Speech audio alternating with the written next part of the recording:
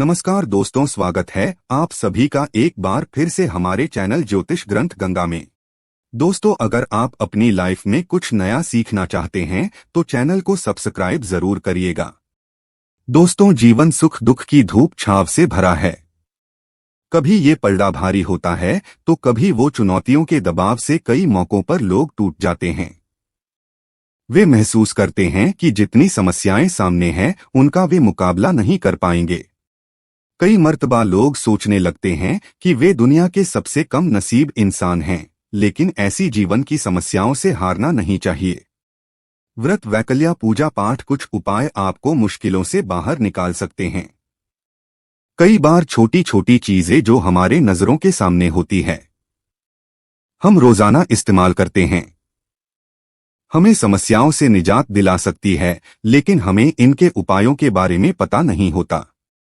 आपको घर में पैसों की आवक के लिए दिन रात कुछ न कुछ शास्त्रीय उपाय करने पड़ते हैं, जिससे आप अपने पैसों की आवक को बढ़ा सकते हैं।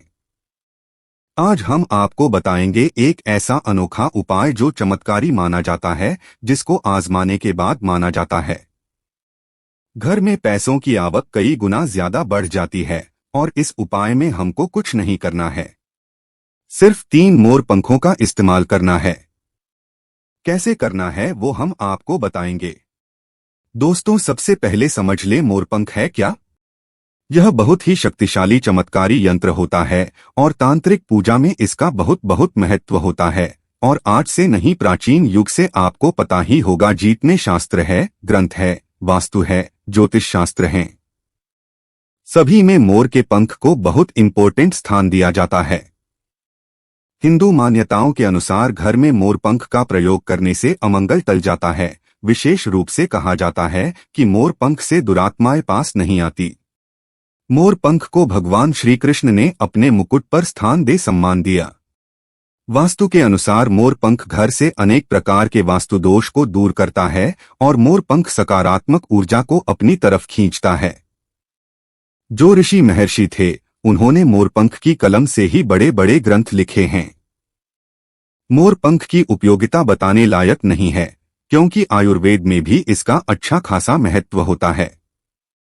और शास्त्रों के अनुसार संध्या नाम का एक असुर था, स्वर्ग पर उसने आधिपत्य कर लिया था, देवताओं को बंदी बना लिया था।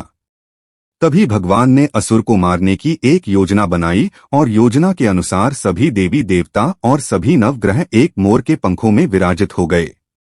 इसके बाद मोर बहुत शक्तिशाली हो गया। उसने संध्या असुर का वध कर लिया। तभी से मोर को और भी पूजनीय और पवित्र माना जाने लगा।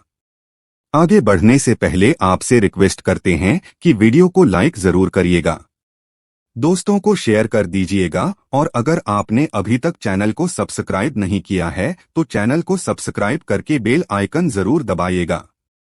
दोस्तों, सिर्फ ऋषि मुनि और राजा महाराजा ही नहीं, बल्कि भगवान श्री कृष्ण के क्या कहने, आपको भी पता है कि कृष्ण कन्हैया को मोरपंख बिना अधूरा माना जाता है।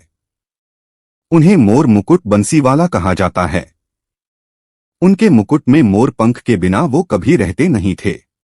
इसका कारण भी यह था कि बचपन से ही उनकी माता ने उन्हें मोर पंख धारण करवाया था, क्योंकि मोर पंख से काल सर्प दोष दूर होता है और श्री कृष्ण भगवान को काल सर्प दोष था। दोस्तों, सिर्फ हमारे धर्म में ही नहीं, बल्कि एशिया के बहुत सारे देशों में मोर पंखों को अध्यात्म से जोड़कर देखा जाता है। क्वान यिन आपने सुना होगा, वो प्रेम, प्रतिष्ठा, धीरज और स्नेह का सूचक है, और कवानी, इनमें भी मोरपंख की बहुत महत्ता बताई गई है।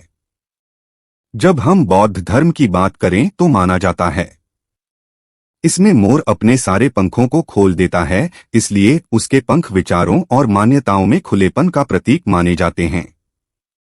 जब हम ईसाई धर्म की बात करते हैं तो मोर के खूबसूरत पंख जन्नत के दरवाजे के बाहर अद्भुत शाही बगीचे का प्रतीक माने जाते हैं। और जो ग्रीस के लोग होते हैं, वो मोर के पंखों को स्वर्ग और सितारों की निगाहों के साथ जोड़ते हैं। हमारे धर्म में तो मोर को धन की देवी लक्ष्मी, विद्या की देवी सरस्वती, कृष्ण, कन्हैया, गणपति, हनुमान जी, कार्तिकेय, इन सभी से जोड़कर देखा जाता है, और लक्ष्मी सौभाग्य, खुशहाली, धन, धान्य और संपन्नता का प्रतीक माना जाता है। मोर के पंखों का प्रयोग लक्ष्मी की इन्हीं विशेषताएं को हासिल करने के लिए किया जाता है। और मोरपंख को अगर बांसुरी के साथ आप अपने घर में रखते हैं तो रिश्तों में प्रेम का रस घुल जाता है। हमारा घर एक मंदिर की तरह होता है। अगर उसमें रहने वाले सदस्य रोज आपस में झगड़ा करने लगे तो ये मंदिर अपवित्र सा लगने लगता है।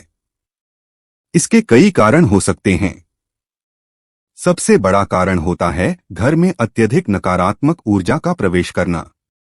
अब सवाल उठता है कि घर में अगर नकारात्मक ऊर्जा बढ़ गई है तो इसको दूर कैसे किया जाए।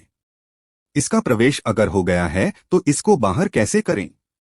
इसके लिए हमने आपको जन्माष्टमी के दिन भी एक उपाय बताया था कि मोर के पंखों को आरती के बाद आप अपने घर पर खूब जोर जोर हवा में हिलाएं। इससे आपके घर की जितनी नकारात्मक ऊर्जा है वो आपके घर से बाहर हो जाएगी। आपको ये रोज ही करना चाहिए, सिर्फ एक दिन नहीं।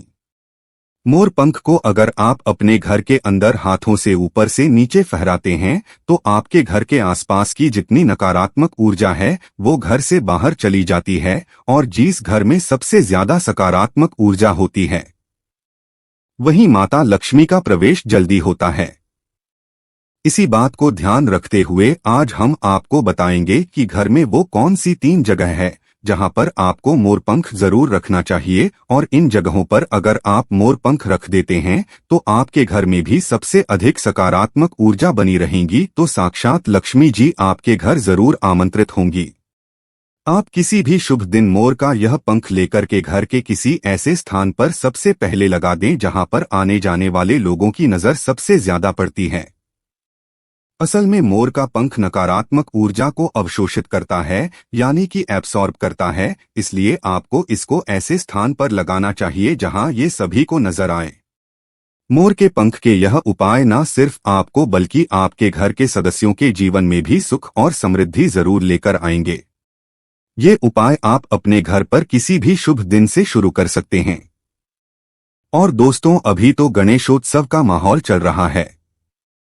ऐसे में अनंत चतुर्दशी के पहले गणेश उत्सव पूर्ण होने के पहले आप अपने घर पर अगर इसको लगा देते हैं तो माना जाता है ये कमाल का उपाय होता है। प्राचीन काल से आज की बात नहीं है, यह बहुत सालों से भगवान की प्रतिमा के आगे वातावरण को पवित्र करने के लिए, सब जगह वशीकरण के लिए, कार्य सिद्धि के लिए, भूत बाधा, रोग मुक्ति, ग्रह दोष, वास्तु दोष, सभी के लिए मोर पंख बहुत ही यूजफुल माना गया है। खासकर जो स्टूडेंट होते हैं उनके लिए तो ये रामबाण का काम करते हैं। जो कहते हैं सरस्वती माता के उपासक होते हैं या फिर विद्यार्थी होते हैं, वो पुस्तकों के बीच अगर अभिमंत्रित करके मोर पंख को रख लें तो पूरा पूरा लाभ उठा सकते हैं। अगर आप मंत्र सिद्धि करते हैं, तांत्रिक पूजा आदि करते हैं तो उस जपने वाली माला को माना जाता है। मोर पंखों के बीच आप रखते हैं तो आपकी मंत्र सिद्धि बहुत ही जल्दी होती है। घर के सभी अलग अलग कमरों में मोर पंख लगाने से घर का वस्तु बदला जा सकता है। एक मोर का पंख हमारे जीवन की दिशा बदल सकता है। यदि आप भी हर समय अपने पास मोर पंख रखते हैं तो हर कार्य में आप देखेंगे कैसे किस्मत आपका साथ देने लगती है। अगर राहु केतु आदि के दोष भी है तो वो ग्रह दोष समाप्त होते हैं। स्पेशली अगर आपके घर में कोई ऐसा बच्चा है जो बहुत जिद्दी हो गया है तो मोर के पंखों से उसको हवा देने से धीरे धीरे उसकी जिद कम होने लगती है। अगर वो ऐसे नॉर्मली आपको हवा नहीं देने दे तो आप उसके जो छत का पंखा होता है उसमें मोर पंखों को लगा देंगे, और पंखा जब चलेगा तो उसके चलने पर मोर के पंखों की हवा भी बच्चे को लगेगी। इससे धीरे धीरे उसकी हट और जिद कम हो जाएगी। दोस्तों, मोर के पंखों को चांदी की ताबीज में डालकर नवजात बच्चे के सिरहाने रखते हैं तो बच्चे की नजर दोष और किसी भी तरह की अला बला से रक्षा होती है। यहाँ तक कि बड़े लोग भी अगर मोर पंख को बिस्तर के नीचे अपने सिरहाने रख के सोते हैं तो माना जाता है कि किसी भी प्रकार के बुरे स्वप्न या अलग तरह के स्वप्न इनके दो शादी नहीं होते हैं। अगर आपके बच्चे का पढ़ाई में मन नहीं लगता है, कमजोर है, तो उनके कमरे में मोर पंख लगाएं, स्पेशली उनके स्टडी टेबल में लगाएं, और जिस सब्जेक्ट में बच्चा वीक है उसके उस बुक में आप मोर के पंखों को रख दे। आप देखेंगे थोड़े ही दिनों में बच्चे का कैसे कंसंट्रेशन पावर बढ़ता है, मेमोरी पावर है और बच्चा पढ़ाई में तेज होने लगता है। सरस्वती माता के उपासक और विद्यार्थियों को पुस्तक में मोर का पंख जरूर रखना चाहिए। दोस्तों, यह तो हुई बच्चों की बात, लेकिन जब बड़ों की बात होती है, कई बार हम बहुत सारे काम हाथ में ले लेते हैं। काम होते होते लास्ट में रुक जाता है या लंबे समय तक अटकाव आ जाता है। काम बढ़ता ही नहीं है, तो ऐसे में यदि आप अपने घर के बेडरूम के पूर्वी दक्षिण यानी south east corner of the house है, उसमें मोर का पंख लगाते हैं, तो आपके अटके हुए कार्य पूरा होने के योग बनने लगते हैं।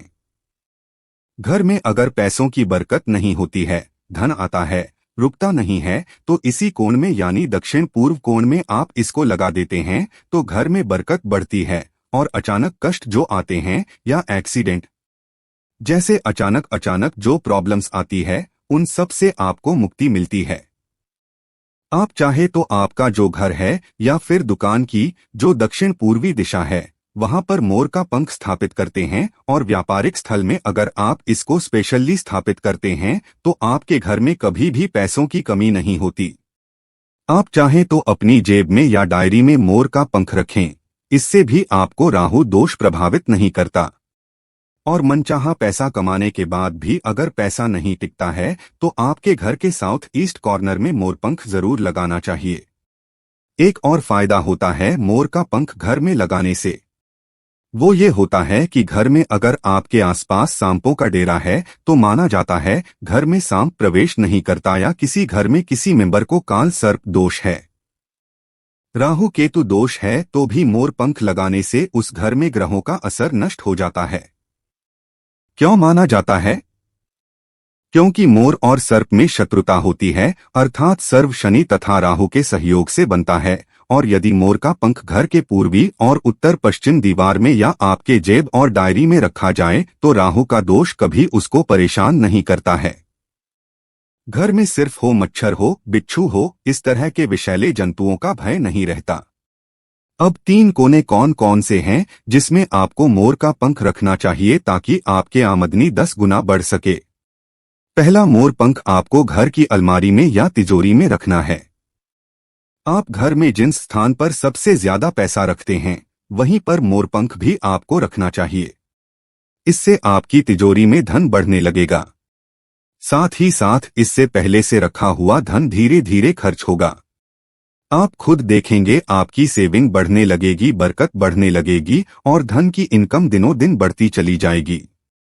दूसरा, मोर पंख आप अपने घर के मंदिर में रखे या घर के ईशान कोण यानी north east corner of the house में रखे, या फिर जहां पर आप घर में भगवान को रखते हैं वहीं इस मोर पंख को रख दे। चाहे तो आप मोरपंख का बंडल बनाकर रख सकते हैं, या फिर आप चाहे तो श्री कृष्ण भगवान के मुकुट पे इसको धारण करा सकते हैं, और रोज आप जब भगवान की पूजा करते हैं उस समय इस मोरपंख की भी आपको पूजा करनी चाहिए। इससे आप देखेंगे पैसों के मामले में किस्मत चमक जाएगी और धन आगमन के नए द्वार आपके लिए खुलते चले जाएंगे। तीसरा, मोरपंख आपको कहाँ रखना है? आपको अपने बेडरूम में बिस्तर के नीचे रखना है। ऐसा करने से आप जब बेड पर सोएंगे तो आपके अंदर काफी सारी पॉजिटिव एनर्जी आती है और आपको अच्छे से सोचने में और काम पर फोकस करने में मदद मिलती है। आपके जीवन में सफलता तो आती ही है, साथ ही साथ पैसों की आवक भी बढ़ जाती है। आप इसको कैसे लगाएंगे? अपने बेड का जो गद्दा होता है, चादर लगाते हैं, उसके नीचे आपको मोर पंख बिछा देना चाहिए। उसके ऊपर चादर लगाएं और फिर उस पर आपको सोना चाहिए। आप यदि अपने घर के मुख्य द्वार पर 3 मोर पंख लगा लेते हैं, और दोस्तों यह जो गणपति विसर्जन होने वाला है अनंत चतुर्दशी को, उसके पहले आप यह छोटा सा काम करते हैं। वैसे क्या करना है? 3 मोर पंख ले ले और एक छोटी सी भगवान गणेश की प्रतिमा को मुख्य द्वार पर स्थापित कर लें। आप चाहे तो चित्र भी स्थापित कर सकते हैं। अगर आपके पास गणपति देव की प्रतिमा नहीं है या आप अफोर्ड नहीं कर सके तो ऐसे लगा दें। आप देखेंगे जिस घर में आप रहते हैं उस घर का वास्तु दोष दूर हो जाता है। साथ ही साथ किसी की बुरी नजर भी आपके घर पर नहीं पड़ती है। दोस्तों, कुछ लोग अक्सर कहते हैं कि ऐसे गणपति देव की प्रतिमा लगानी चाहिए कि मुख्य द्वार के आगे और पीछे से मैं साइज की गणपति देव की प्रतिमा होनी चाहिए। आपको हम बता दें, ऐसा कुछ भी सच नहीं है। यह सिर्फ एक भ्रांति है जो कुछ साल पहले फैला दी गई थी कि जहां भी मूर्ति लगाए गणपति देव की, वहां पर आपको आगे और पीछे गणपति देव की सेम साइज की मूर्ति लगानी पड़ती है, क्योंकि गणपति देव की पीठ में दरिद्रता का वास होता है। ऐसा कुछ भी नहीं है। गणपति देव उतने ही पवित्र है, आगे से जीतने पीछे से है, इसलिए कभी भी मन में किसी प्रकार का बेहम विचार ना करें। हमेशा गणपति देव की एक प्रतिमा आप अपने मुख्य द्वार पर लगाएं। आप किसी भी राजा महाराजा के महलों में जाकर देखिए या किसी भी प्राचीन इमारतों में जाएं। सब जगह एक ही साइड में गणपति देव की प्रतिमा लगाई जाती थी। कोई भी अंदर की ओर प्रतिमा नहीं लगाते हैं। इसलिए अपने घर के मुख्य द्वार पर एक गणपति देव की छोटी सी प्रतिमा लगाएं, उसके साथ 3 मोर पंखों को लगाएं और फिर देखें आपके घर में कैसा माहौल होता है। तो दोस्तों, ये उपाय जरूर कर लीजिए। आज के लिए बस इतना ही दोस्तों। अगर आपको यह वीडियो पसंद आया है तो वीडियो को लाइक करिएगा, दोस्तों को शेयर जरूर करिएगा और चैनल को सब्सक्राइब करके बेल आइकॉन जरूर दबाइएगा।